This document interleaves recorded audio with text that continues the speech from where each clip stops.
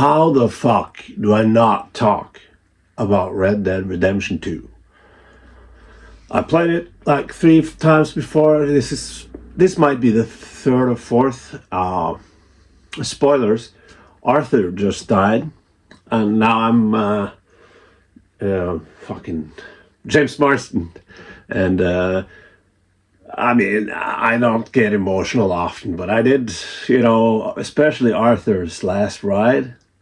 God damn, not I didn't cry, all right, but I got emotional. Like fuck yeah, man, and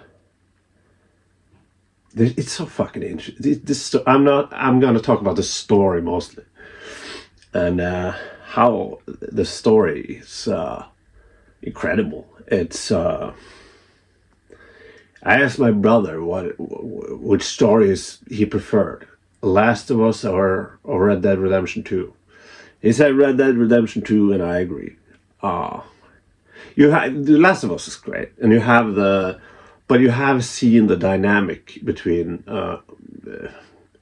mentor and a young person, and you have seen that before.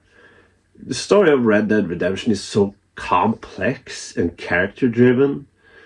I mean, Dutch himself is a really interesting character, and I love what they're saying. The Rain Falls says, the Native American, they ride him and Morgan, Arthur Morgan.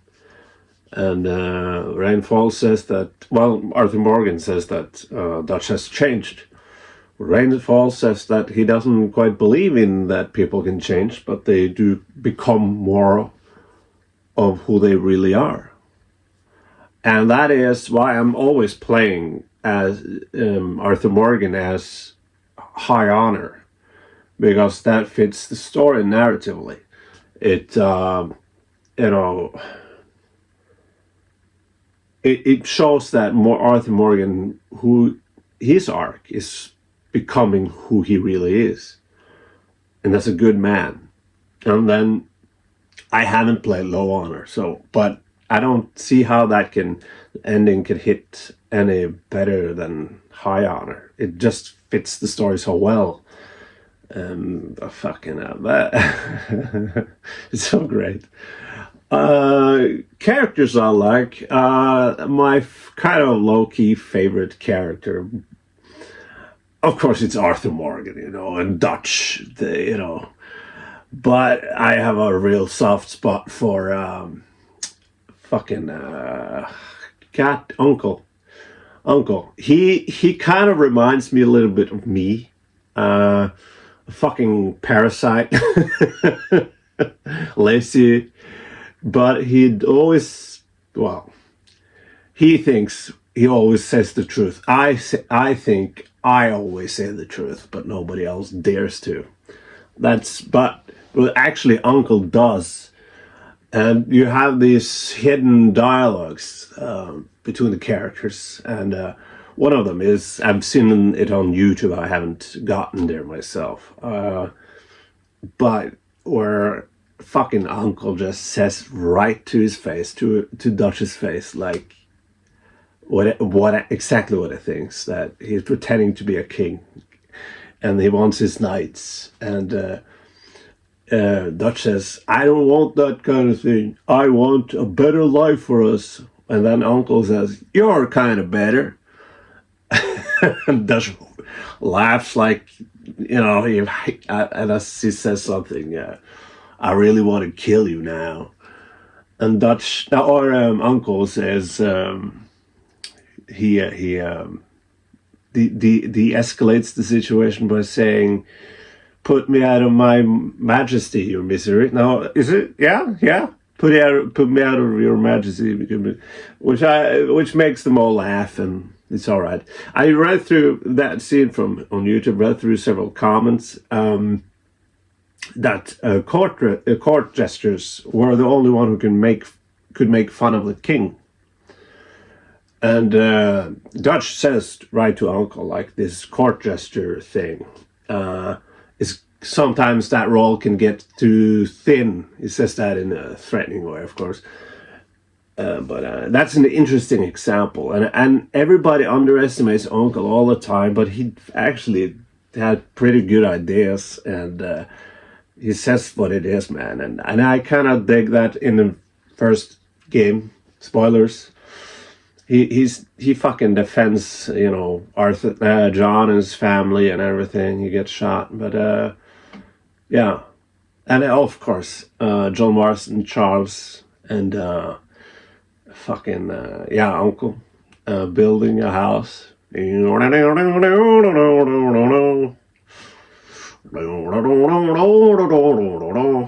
It's so great. It's levity. You need some sort of levity after everything with Arthur Morgan.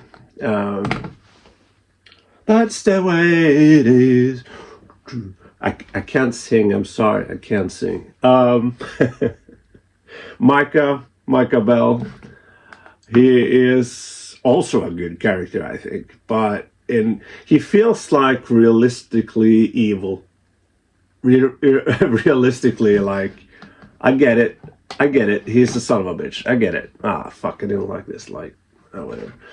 I get it. And, what? No. God damn it. Fuck off. Micah, he says that to Arthur Morgan when they fight at the end. He says, I'm a survivor. That's the only thing that matters.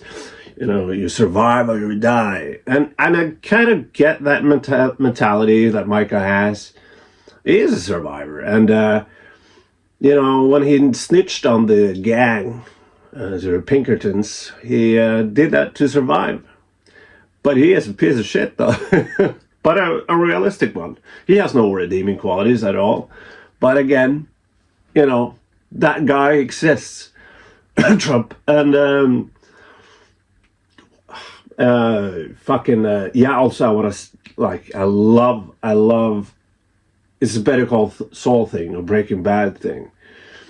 Especially Better Call Saul. It starts with levity, like in Red Dead Redemption 2, this priest is a drunk, and Arthur Morgan has to run after him and get him from this train track and everything, and you have this quirky music, and there's so much levity in the beginning of the game, the story, and you have the thing with Lenny when you're drunk and everything, but I love that the story just slowly and steady becomes darker and darker and darker. It's I love that. I love stories like that. And people often misunderstand the character arc thing. A character arc doesn't need to be good from bad to good. It can be from good to bad, like in Breaking Bad. That's an arc. And but I love the theme. I love the theme, or the question the game asks. Can people change, or do they become who they really are? I think that's really interesting. A character, kind of on paper, I sort of kind of like, and this character also has a really good theme, musical theme. Sadie Adler, my brother fucking hates her. My girlfriend back in the day played the game. Ex now. She loved her. Me, I see where they're going with the character. I see, but she's a bit too going too over the. I've bitched about this before, that how to write strong female characters. Well, write them like they're men, and they had no feminine traits or anything, because femininity isn't allowed. It's reverse feminism, sort of. It's or what do you call? And I feel like she is kind of just over the border, over the line. Like I see there's things there. They make her like. I would want her to be a bit more three-dimensional. Also, I hate the voice.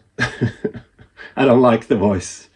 I sometimes voice actors can kind of, in Last of Us, when the cannibals, the game, David, that's Drake from Uncharted, but I think, I'm sorry, but I think it sounds a bit too voice actory. It sounds like a person making a voice.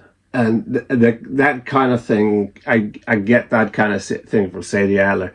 The voice of Arthur Morgan, first time I played a game, I just laughed. Like, this is too much. His voice is fucking too much.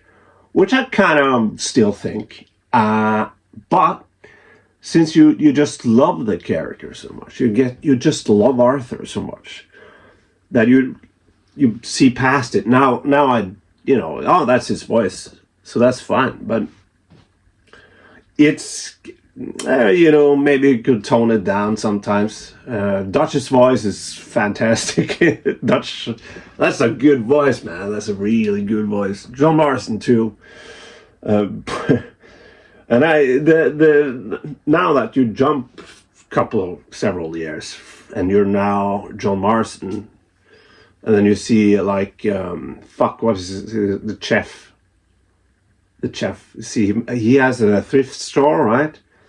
And it feels like the characters you meet again, like Charles, right? And fucking Sadie Adler. It feels like they've grown, like it feels real, where they are now compared to where they were. And it's also a bittersweet ending with the whole, John Marston marrying Abigail, everything. Now, and also Arthur, like, he died with the knowledge that John Marston got away and could start a family.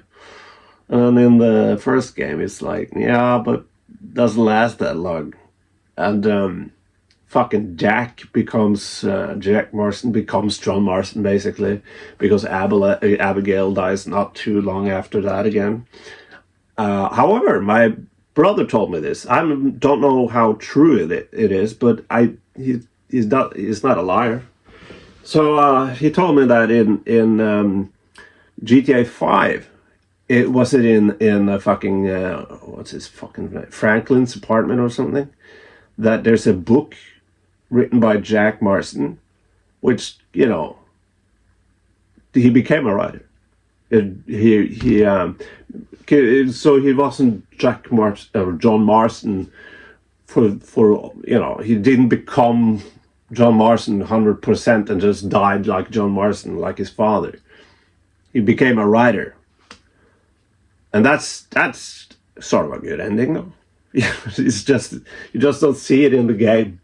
You have to play GTA 5 and see an Easter egg. Yeah, it's long enough now, 30 minutes. All right, I love the game. I love it.